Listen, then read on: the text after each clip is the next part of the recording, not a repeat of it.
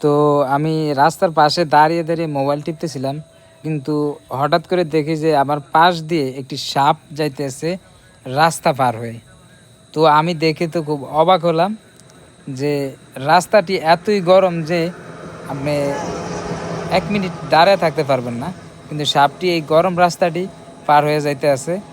তো আমি দেখে ভাবলাম যে একটু ভিডিও করে নিই আসলে উম, সাপটি কীরকম করতেছে।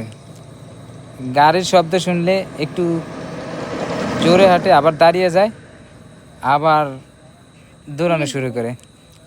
তো আমি ভাবতেছি যে এখন বাজে দিনের দুপুর 12টা। তো এই এত গরমের ভিতরে সাপটা কিভাবে এই রাস্তাটা পার হইলো? পাকাটা এতই গরম যে আপনি 1 মিনিটও দাঁড়ায় থাকতে পারবেন না। তো বিষয়টা দেখে আমি নিজে একটু বেশি অবাক হইলাম। তো এই আর কি।